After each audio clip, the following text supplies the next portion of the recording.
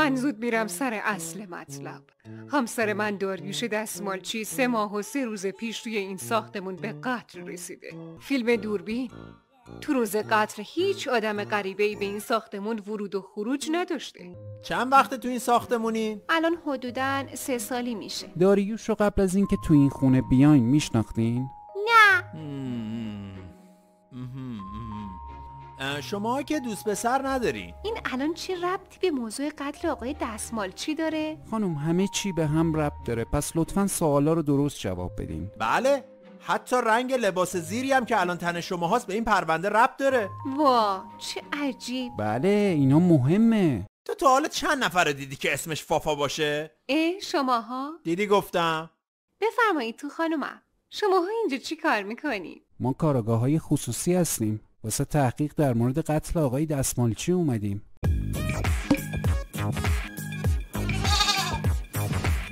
فافا که قطعا نمیتونه قاتل باشه. بی خودی روش وقت نذاریم. فقط ای کاش میشد ازش یه ماساژی بگیریم. چرا اینطوری فکر میکنی؟ مگه من و تو چه مدت با این زنی که بودیم؟ آره عوضی. بدجوری هم تو کفمون گذاشت. شنیدی میگن سیب سرخ میرسه به شغال؟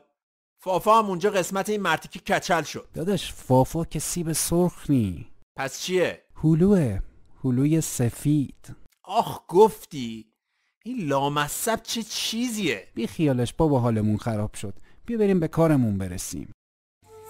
هی خدا ترا بیامرزه آقای دستمالچی. خانم برامی زحمت نکشین. ما چیزی نمیخوریم. نه بابا چه زحمتی. شما روز 23 جولای ساعت 11 شب کجا بودین؟ یادم نمیاد ولی احتمالاً منزل. خانم لطفاً دقیق بگین، نه احتمالی. روزی بوده که فرداش تو آپارتمانی که هستین کلی پلیس ریخته. چطور میگین یادتون نمیاد؟ آها من اون شب تو وان حمام بودم. اون وقت تنها تو وان همون بودین؟ آره مگه باید با کسی می بودم؟ خب تنها تو وان حمام چیکار میکردین؟ این چه سوال عجیبیه. آخه به هر حال شما زن و شوهرین. اینکه تنها خوابیدین تو وان خب یه جوریه. یعنی چی آقای نسبتا محترم؟ شما به تنها حمام رفتن زن من چی کار داری؟ اونجور گوخوری ما فقط نداشتیم. اجازه بدین آقا، ما برای حل این پرونده لازمه که همه چی رو بدونیم. حتی جزئیات این که تو همون چی کار میکردن هم لازمه که ما بدونیم. خب من 1-2 ساعتی تو وان داشتم برای خودم ریلکس میکردم. چند تا شمع عودم روشن کرده بودم. همسرتون کجا بودن اون موقع؟ نمیدونم، فقط میدونم که خونه نبود. خب کجا بودین؟ من الان درست یادم نیست اما فکر کنم خونه دوست من بودم. میشه اسم دوستتون و شماره تماسشو اینجا بنویسین؟ باشه الان برایتون مینویسم.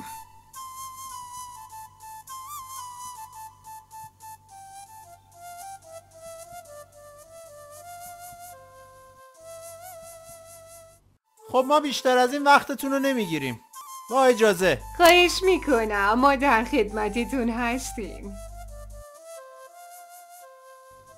آقا این دست شما درد نکنه، جلوی خانوم من آبرو ریزی نکردی. اوکی حالا درست بگو ببینم اون شب کجا بودی؟ راستش من و زن من خیلی وقتی که با هم رابطه زناشویی فافاکشی نداریم متاسفانه. یعنی خودتون که میدونید دیگه، زنم سنش رفته بالا و خیلی نسبت به من سرد شده است متاسفانه.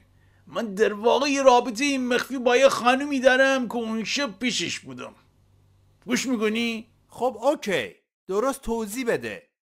بابا من دارم راستشو میگم دیگه، میشه الان جزئیات نخوای از من؟ اتفاقا باید با جزئیات بگی، چون هر کی که هست حتما تو همین ساختمونه. شما اون شب از اینجا بیرون نرفتی؟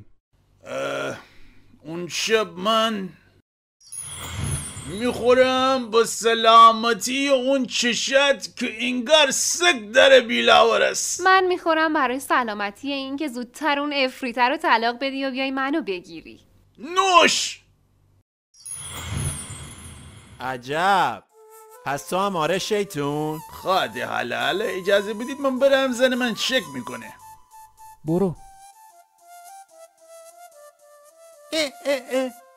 دیدی این مرتی که با اون قیافه مثبتش چه عشق و حالی میکنه؟ اونم کنار گوش زنش. اون وقت همین دخترها جلو من و تو ادا تنگا رو در میارن.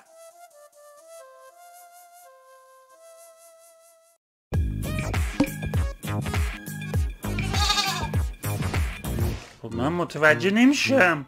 شما دارین میگین مامانم استخدامتون کرده که روی پرونده قتل پدرم تحقیق کنید، درسته؟ بله درسته. خب پس الان اینجا چیکار میکنید؟ عرض کردم که ما برای تحقیقات اومدیم دیگه. من مادرم واقعا به شما کدنا پول میده؟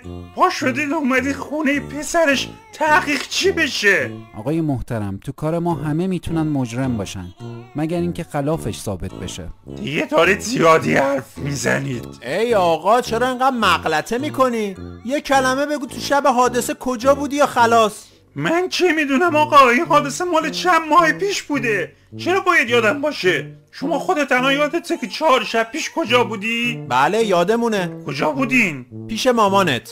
آره اتفاقا یه دامن کوتاه با گلای صورتی پوشیده بود. چی شد؟ شما مگه خودتون خواهر مادر ندارین که با مادر من از این شوخی‌ها میکنید؟ ای بابا یقه رو ول کن، چه شوخی؟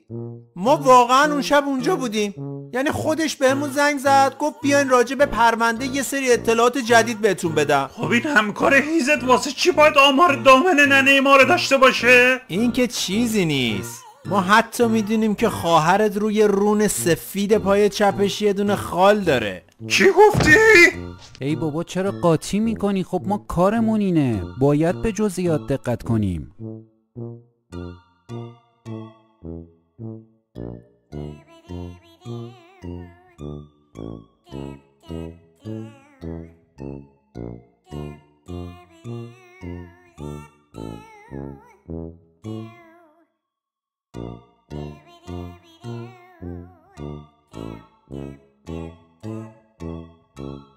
تو یادت شب قتل بابا کجا بودیم؟ آره یادمه، تو اون شب پیچوندی رفتی گفتی جلسه کاری دارم. ای بابا باز شروع کردی، اونم جلوی 2 مرد غریبه؟ سوال کردی منم جواب تو دادم، بعد میگم آقا. نه شما کاملا درست میگین، اصلا هر چی شما بگین درسته.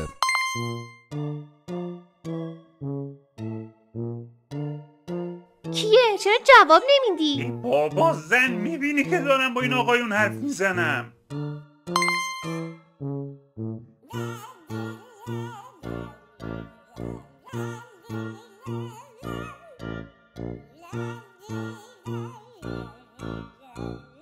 خب میفرمودین. جواب نمیدی؟ گفتم که الان وقتش نی. خانم تینا شما اون شب کجا بودین؟ من خونه بودم. متوجه سر و صدایی نشدید؟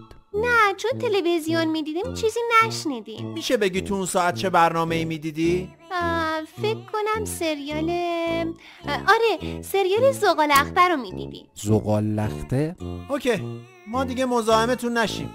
با اجازه. راستی نمیدونم دقت کردی یا نه، روی رون سفید پای همسرتون یه ماه گرفتگیه. البته خیلی کم رنگه ولی خب قشنگه. چی میگن اینا تینا؟ هیچی، خالمو میگه، خال پامو. گمشین بیرون تا یه بلای سرتون نیاوردم. خودتون برید. ای بابا چرا ناراحت میشی؟ یه خال دیگه، یه خال که دیگه این حرفا رو نداره.